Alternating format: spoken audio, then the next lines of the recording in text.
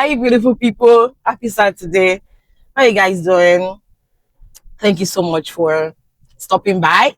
If you're seeing my face for the first time, my name is Margaret Adjola Love, and this is Mr. Love. On my channel, we basically talk about faith, talk about love, talk about family, relationships, So today, right, I want to talk about something that has been on my mind for a while, for a long time actually. And to be honest, I think it has always been on my mind as a child of God, right? I've always wanted to, you know, take my work with God more, seriously, right? Because I feel like as a child of God, everything stems from that, right?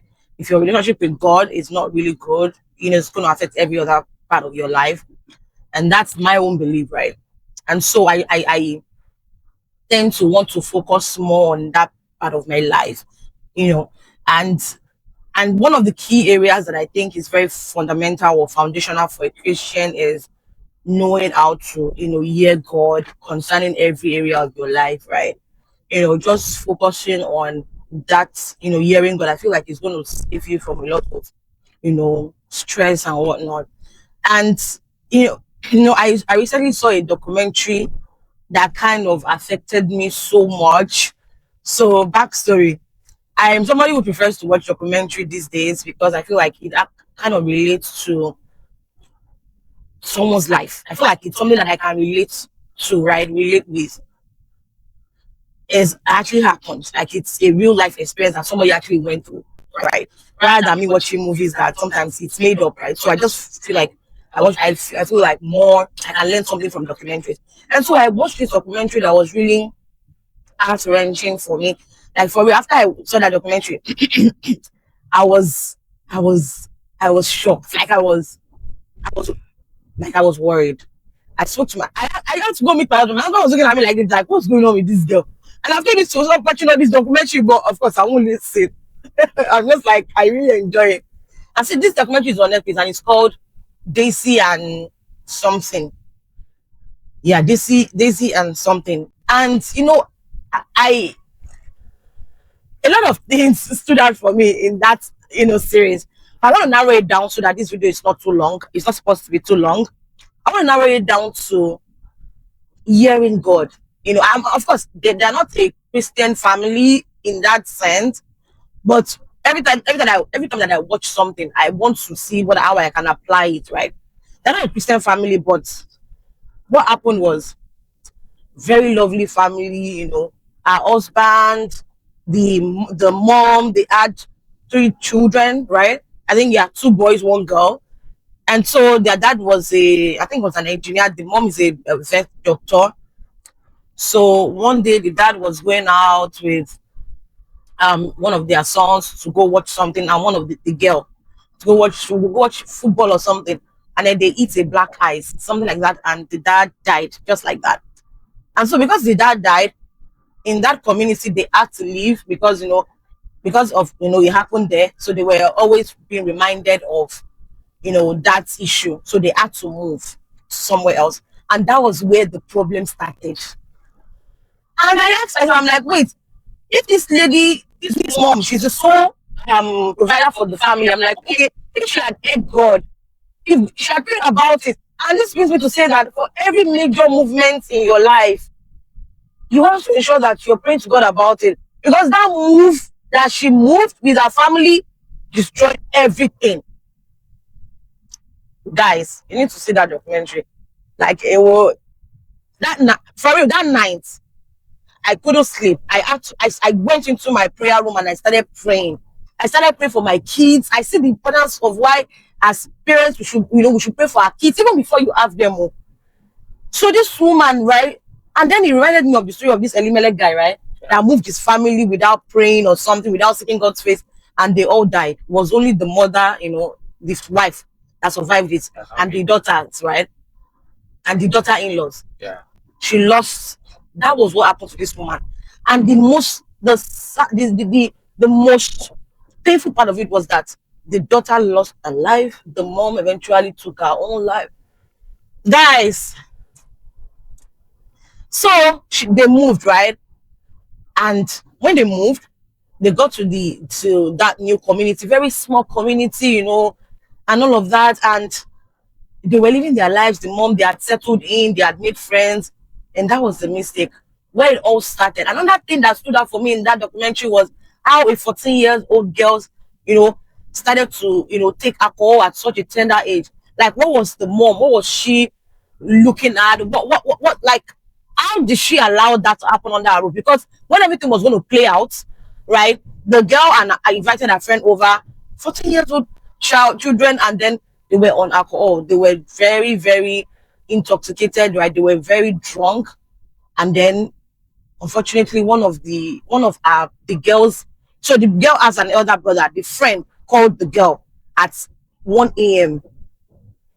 and so invited her to come over to their house to for come for a few drinks. I'm like,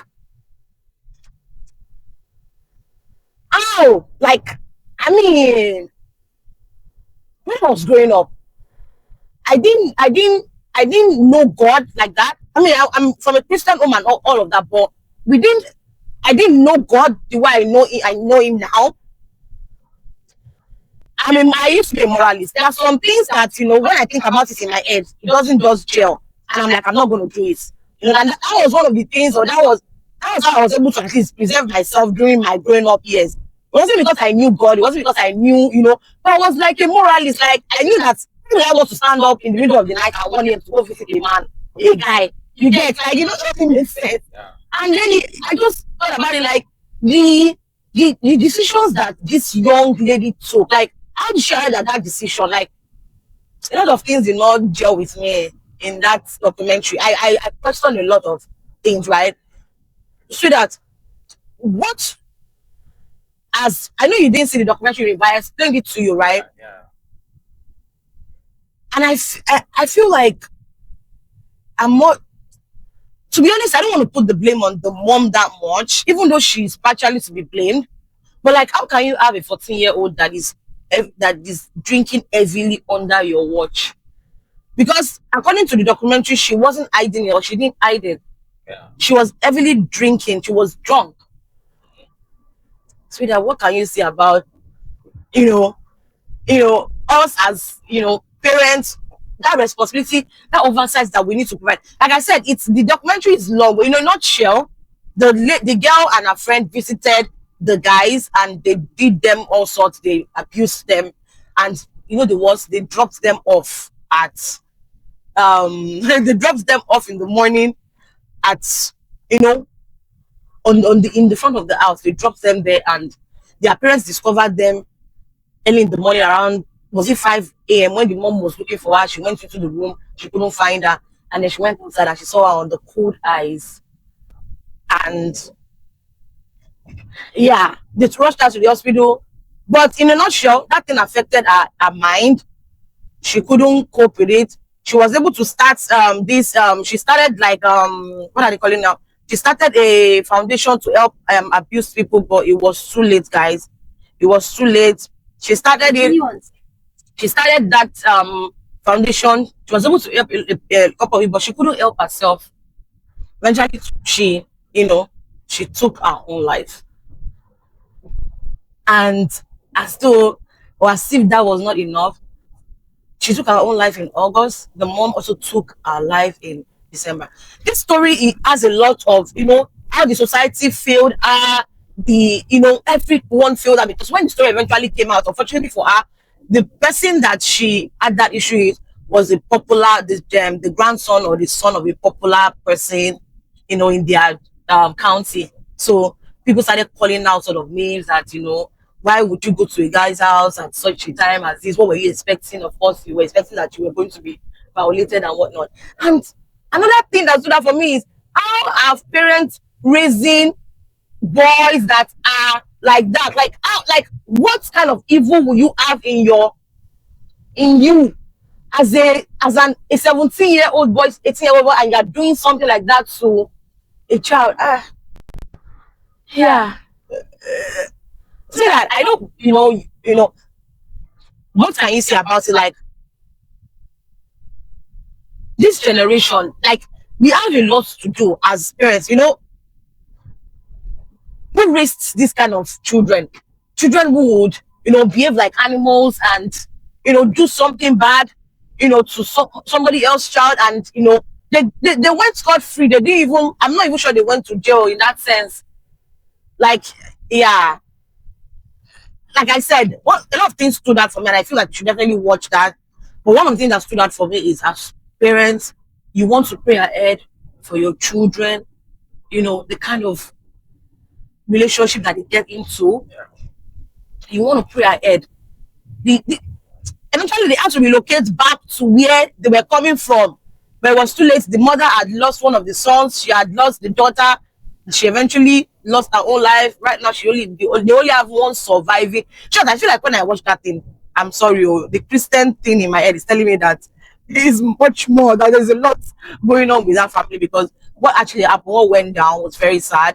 You can definitely, I think it's Audrie and Daisy. Yeah, you can see it on Netflix. It's gory, you know. And this is me, true, that you want to share one or two things about, raising, like, children who, you know, like I said, I left my house to study, in OAU when I was probably 18 years old, right? And I didn't, I mean, I didn't do anything that would, guys, it's a lot. I can't even find the right words. And that was what happened to me when I watched that documentary. I couldn't even find the right words to say anything. I was just really perplexed about the whole situation. So that, do you want to share something? Jesus said that a good man, out of the abundance of the good things in him, he brings out good things. You can't be a bad tree and produce a good fruit. You cannot. So if you are a bad parent who doesn't know the Lord, there is no way you can raise your child or your children in the way of the Lord. The Bible says that, that we should raise our children in the way of the Lord, and when they are old, they will not depart from it. So the point is, as a parent, you need to know the Lord. If you don't know the Lord, there is no way you can introduce your children to the Lord you don't know. So they're going to end up bad children, bad influence, doing all So sorts that of was what I was things. going to ask. That, do you think that societal pressure could have added to it? I mean, our children, right? You you can teach them something, and then because they mix up with the wrong folks. So the Bible says, train your child in the way of the Lord. When they are old, they will not depart from it. Oh. So, see, children actually conform to the image that they see. If you are a bad parent and they see you do all sorts of things, they're going to conform to that image, and it is what they see you do that they're going to do. So children will turn out to be their father. Eventually, they're going to end up like their father. So we can say that the problem is that parents are failed. So when the father fails to represent God in a family, there is no way the children can know the God, because the father is not representing an image before them. And it's so shocking. It's so shocking that this abuse thing is actually very rampant in a lot of US schools. Yeah. Like a lot of colleges, people are going through it, And the worst part of it was this: after they did whatever they did with those girls, they actually video recorded everything. Yeah. They made a video that is circulated in their school. And that was the beginning of, the end of the road for that girl. Yeah. Of course, she had to leave school because people started calling her names, The mother lost her job. Guys, it was really bad. So, the Bible says, if the foundation be destroyed, what can the righteous do?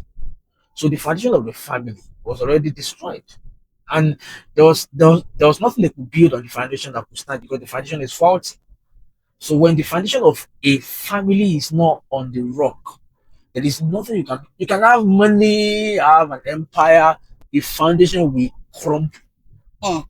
So when I tell people that the only way to secure your future is to be born again, they will think that we are trying to enforce them to be a Christian or to be religious. No, it is because there is no other way to be saved. There is no security in any other place than Jesus. So when you are not born again, when you are not saved, you are not safe. No matter how much money you have, no matter how much influence you have, without Jesus, you are gone.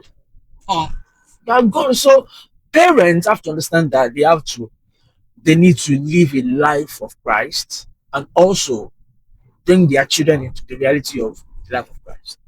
That is the only solution. Any other thing is not going to work. The foundation of every home is Christ. And when Christ is not in the home, the house is going to end up in crisis. That's just a bitter truth that people don't want to listen to. They don't want to hear. They think that we are spooky. They think that we are too religious. They think that our home is too much. We talk about Jesus all the time. It is because we have seen families that that the enemy destroyed because they didn't have the security of Christ. And Jesus spoke about the house on the rock and the house on the sand. He said that the wind will come, the storm will come, and the flood will come. But he said that the house on the rock will stand, but the house on the sand will fall, and great shall be the fall of the house. Listen, the Bible says that a wise woman will build a home. So it takes wisdom to build a home, and the wisdom comes from Jesus. And do you know that another thing that I feel like I want us to talk about is, I mean, I'm not against therapy, to be honest. I'm not against therapy. I feel like they have their own place. We're still discussing it yesterday. I feel like they have their own place, to help. But at the end of the day, even the therapy was unable to help that lady. She couldn't make it. It was because like she went into therapy. They tried to help her so much. It was as though everything was going on well, and before they knew it, she had taken her own life. So therapy only works when a demon is not involved. Because therapy cannot cast out a devil. So most of the problems that people have here in America, most of the problems are sponsored by the devil. And there is no amount of therapy you can go through that can eradicate a satanic influence over your life. So that is what people don't know. Therapy is good, it's fantastic, but when you go through therapy, you do this and that and that and that, you must understand that the root cause of that problem must be dealt with. Until you deal with the root cause of the problem, no matter how much therapy you do, it will not work. It won't work. Yeah, it was so sad how that everyone in that family lost their lives except one. So now they have just one child left as representative. And I'm thankful to God that at least that guy is doing well. He's married now. He has a kid, right? Well, yeah. Thank you so much, everyone, for listening. I'll definitely see you in my next video. So as I hope you've learned one or two things, you should definitely see that documentary if you are yet to. I feel like it will, open your mind to the things that you need to. I mean, at least that was what it did for me, right? I came to a place where I started to take praying for my children serious. You don't know, you can't follow them everywhere. You don't know the kind of friends that they will meet, but you can pray ahead and send your prayers ahead, for your children.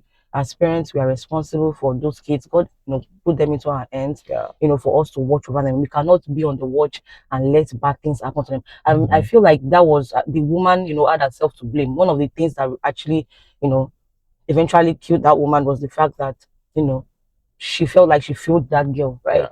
She couldn't even stand up for her and all of that. It's well with us. Thank you so much for listening. I hope you have a wonderful rest of your week. Bye.